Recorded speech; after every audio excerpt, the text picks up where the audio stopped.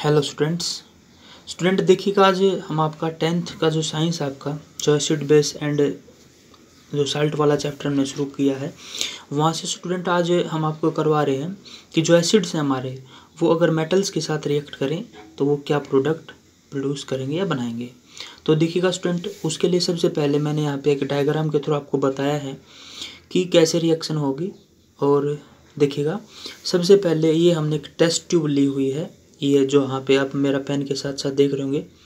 Student ध्यान रखिएगा, notes साथ साथ बनाते रहें। जो भी चीज़ें मैं आपको बता रहा हूँ अपने कॉपी पेन साथ लेके बैठे और साथ साथ डायग्राम रिएक्शंस साथ साथ लिखते रहें ताकि आपको अच्छे से चीज़ें समझ में आ पाए। स्टूडेंट देखिएगा, यहाँ पे मैंने एक टेस्ट ट्यूब ली है। इस टेस्ट ट्यूब के अंदर स्टूडेंट मैंने डाइल्यूट सल्फ्यूरिक एसिड लिया है। डाइल्यूट सल्फ्यूरिक एसिड का मतलब ये होता है कि जिसमें वाटर की परसेंटेज ज़्यादा हो, वाटर ज़्यादा हो। और एसिड सल्फ्यूरिक एसिड H2SO4 होता है, सल्फ्यूरिक एसिड वो हमारे पास 10% होता है, 90% वाटर होता है। ऐसा एसिड मैंने लिया है। और उसके लिए क्योंकि मैं देखना चाहता हूँ एसिड, ये देखिएगा एसिड की रिएक्शन मेटल के साथ। तो एसिड तो हो गया मेरे पास आपका H2SO4। उसके बाद मेटल भी लेनी है मैंने। तो मेटल स्टूडेंट मैंने जिंक मेटल ली है। आप देख सकते हैं ये जो आपको थोड़े से डार्क कलर में जो बड़े से स्टोन्स दिख रही है, जिंक के ग्रेनुअल्स हैं, यानी कि जिंक के कुछ टुकड़े मैंने यहाँ पर डाल दिए हैं। तो एसिड हो गया और मेटल जिंक होगी, तो इसका मतलब रिएक्ट करेंगे दोनों, तो वो रिएक्शन होगी स्टूडेंट। ये बाकी आप साइड में देख सकते हैं, ये जो मैंने स्टैंड बनाया है ताकि आपकी ये जो टेस्ट ट्यूब है इसको मैं यहाँ पे होल्ड रख पाऊँ।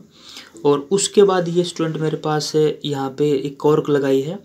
इसमें से क्या होगा कि ये इसमें से एयर वगैरह कुछ अंदर जाने नहीं देगी, लेकिन यहाँ पे जो भी गैस प्रोड्यूस होगी वो इस कॉर्क के थ्रू होते हुए इस बड़ी जो ये नली है, कांच की नली, इससे होते हुए यहाँ पर सोप के सोल्यूशन में आ जाएगी।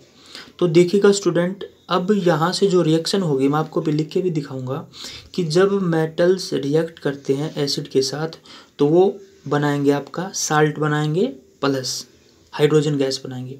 अब यहाँ पे हाइड्रोजन गैस प्रोड्यूस हो रही है, उसका प्रूफ क्या है। तो देखिएगा स्टूडेंट, यहाँ से हाइड्रोजन गैस बनी, मेटल ने जब रिएक्ट किया एसिड के साथ तो हाइड्रोजन गैस बनी। वो हाइड्रोजन गैस इस जो हमारे पास ग्लास की ट्यूब है इसके थ्रू होते हुए यहाँ पे मैंने सोप का सोल्यूशन लिया स्टूडेंट। सोप के सोल्यूशन में हाइड्रोजन गैस, अब आप देख सकते हैं जो बबल्स आपको दिखाई दे रहे हैं ये हाइड्रोजन के बबल्स हैं, मतलब सोप के बबल्स हैं और उसमें हाइड्रोजन मिली हुई है। तो जब ये सोप के बबल्स ऊपर उठेंगे, जैसे आप जानते हैं कि जैसे आप सोप का सोल्यूशन लो और उसमें अगर आप एयर फ्लो करो तो उससे वो बबल्स की फॉर्म में आ जाते हैं। तो सोप के बबल्स बनेंगे, उन बबल्स में हाइड्रोजन गैस है। तो बबल्स जब बाहर आएंगे तो देखिएगा मैंने यहाँ पे एक कैंडल लगाई हुई है, मोमबत्ती, तो ये एक आवाज़ के साथ जलते हैं। देखिएगा ये हाइड्रोजन बर्निंग, हाइड्रोजन गैस जल रही है। तो आप जानते हैं स्टूडेंट कि जो हाइड्रोजन गैस है वो हमारे पास बर्निंग गैस होती है, यानी कि जब वो अगर मान लीजिए आप आग के संपर्क में, फायर के संपर्क में आएगी तो वो जलती है और एक साउंड होता है, पार्टिकुलर साउंड के साथ जलती है। तो इससे प्रूव होता है कि यहाँ पे हाइड्रोजन गैस प्रोड्यूस हुई है। तो ये तो स्टूडेंट सेटअप था, ये आपको ये बताने के लिए कि ये रिएक्शन होती है और यहाँ पे हाइड्रोजन गैस प्रोड्यूस होती है। अब जो रिएक्शन है स्टूडेंट, उस रिएक्शन को आप कैसे लिखेंगे। रिएक्शन को लिखने के लिए देखिएगा स्टूडेंट, सबसे पहले मैंने यहाँ पर मेटल की रिएक्शन करवानी है तो मेटल ली मैंने जिंक, प्लस उस मेटल की रिएक्शन मैंने यहाँ पे आपने देखा ये जो मेटल थी स्टूडेंट मेरे पास, आप ध्यान रखना ये सॉलिड फॉर्म में है। प्लस यहाँ पे जो मैंने H2SO4 लिया है, आपको पता है डाइल्यूट H2SO4 लिया है।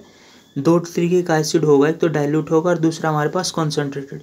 कॉन्सेंट्रेटेड ज़्यादा स्ट्रॉन्ग एसिड होता है, 90% एसिड होता है, 10% वाटर। लेकिन डाइल्यूट ज़्यादा स्ट्रॉन्ग एसिड नहीं होता, इसलिए रिएक्शन आपकी इजीली यहाँ पे हो जाएगी। तो H2SO4 है ये स्टूडेंट हमारा, हमने एक्वस फॉर्म में लिया। आप देख सकते हैं ये लिक्विड फॉर्म में है आपका, वाटर मिलाया हुआ, तो मतलब एक्वस सोल्यूशन यहाँ पे बना हुआ है। जब ये दोनों रिएक्ट करेंगे स्टूडेंट तो आपके पास ये जो आपका प्रोडक्ट होगा वो बन जाएगा आपका जिंक सल्फेट। देखिएगा स्टूडेंट, सल्फ्यूरिक एसिड है तो सल्फेट बनाते हैं, अगर नाइट्रिक एसिड होता तो नाइट्रेट बनाते, और अगर HCl होता है जैसे क्लोराइड होता है तो वो क्लोरेट बनाते, क्लोराइड से बना देते अगर HCl होता है तो यहाँ पे जिंक सल्फाइड बनेगा और ये आपका एक्वस फॉर्म में ही रहेगा। प्लस साथ में यहाँ पे आपकी हाइड्रोजन गैस भी प्रोड्यूस होगी। तो आपने देखा स्टूडेंट, जब मेटल की रिएक्शन मैंने एसिड के साथ कराई तो वहाँ पे जिंक सल्फेट बना, प्लस में हाइड्रोजन गैस रिलीज होती है। तो आपने देखा स्टूडेंट, बैलेंस देखना तो बैलेंस की बात चेक कर सकते हैं। जिंक 1 है तो यहाँ पे जिंक 1 है, हाइड्रोजन यहाँ पे 2 है तो हाइड्रोजन भी आप देख सकते हैं 2 है, सल्फर 1 है तो सल्फर हमारे पास यहाँ पे 1 है, ऑक्सीजन 4 है तो रिएक्शन हमारी बैलेंस है। तो स्टूडेंट ये हमने देखा। इसी तरीके से आप एक दो रिएक्शन और दिखा सकते हैं। जैसे इसी तरीके से आप जिंक की जगह पे यहाँ पे अगर मान लीजिए आयरन लेना चाहें वो भी ले सकते हैं, प्लस आयरन भी आपका सॉलिड फॉर्म में ही होगा, ये मेटल्स की फॉर्म में होगा, तो प्लस में अब HCl भी ले सकते हो आप। हाइड्रोक्लोरिक एसिड आप जानते हैं सभी, HCl हाइड्रोक्लोरिक एसिड होता है। तो जब ये दोनों रिएक्ट करेंगे तो उसी तरीके से अब देखिएगा क्लोराइड बनाएंगे, FeCl2 आयरन क्लोराइड बनेगा आपका। ये जो प्रोडक्ट होगा ये आपका होगा iron chloride FeCl2 plus student उसी तरीके से हाइड्रोजन गैस आपके यहाँ से रिलीज होगी। अगर आप बैलेंस देखना चाहो तो आयरन 1 है, लेकिन यहाँ पे हाइड्रोजन देखिएगा 2 हैं, तो यहाँ पे हाइड्रोजन 1 ही है, तो आप यहाँ से 2 से मल्टीप्लाई कर देंगे तो हाइड्रोजन 2 हो जाएंगे। क्लोरीन देखिएगा Cl2 तो यहाँ भी Cl2, तो रिएक्शन हमारी यहाँ पे स्टूडेंट आपकी बैलेंस हो जाती है। तो इस तरीके से स्टूडेंट हमने देखा कि किस तरीके से आपके जब भी आपके मेटल्स होंगे, जैसे जिंक और आयरन दोनों मेटल थे और यहाँ पे हमने एसिड लिया। स्टूडेंट ध्यान रखिएगा, ये जो हमने यहाँ पे हाइड्रोक्लोरिक एसिड लिया है ये भी हमने एक्वस फॉर्म डाइल्यूट लिया है, ध्यान रखिएगा, यानी कि ये ज़्यादा स्ट्रॉन्ग एसिड हमने नहीं लिया, वाटर ज़्यादा मिलाया हुआ है। इसी तरीके से हमने देखा कि जब भी एसिड्स होंगे मेटल के साथ रिएक्ट करेंगे तो वो वहाँ पे आपका अगर सल्फ्यूरिक एसिड लिया तो सल्फेट बनाएंगे, अगर हाइड्रोक्लोरिक लिया तो क्लोराइड बना देंगे। प्लस में हाइड्रोजन गैस इवोल्व होती है, ध्यान रखिएगा स्टूडेंट, ये बाहर निकलती है हाइड्रोजन गैस।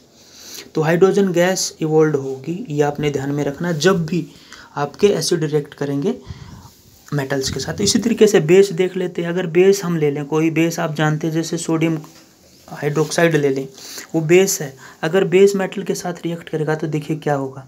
इसी तरीके से इस रिएक्शन को दिखाने के लिए स्टूडेंट मैंने यहाँ पे आपका सोडियम हाइड्रोक्साइड लिया है जो कि आपका एक बेस है, काफ़ी स्ट्रॉन्ग बेस होता है। और स्टूडेंट ये भी हमने एक्वस फॉर्म में लिया है और ये डाइल्यूट ही लिया है हमने, ध्यान रखिएगा, ज़्यादा स्ट्रॉन्ग नहीं लिया है। और प्लस में इसकी रिएक्शन जब मैं करवा दूंगा स्टूडेंट यहाँ पे जिंक के साथ, तो जब ये रिएक्शन होगी तो यहाँ पे स्टूडेंट मेरा जो प्रोडक्ट बनेगा वो बनेगा आपका सोडियम जिंकेट स्टूडेंट।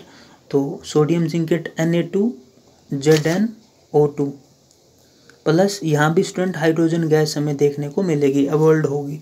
ये स्टूडेंट ध्यान रखिएगा, इसका नाम है हमारे पास आपका सोडियम जिंकेट।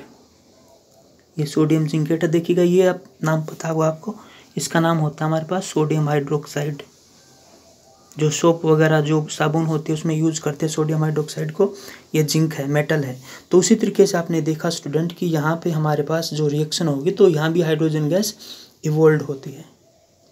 तो स्टूडेंट हमने देखा कि चाहे एसिड हो या बेस हो, दोनों ही एसिड भी होंगे बेस भी होंगे, दोनों के दोनों जब रिएक्ट करेंगे तो वहाँ पे हाइड्रोजन गैस आपकी इवोल्व होगी।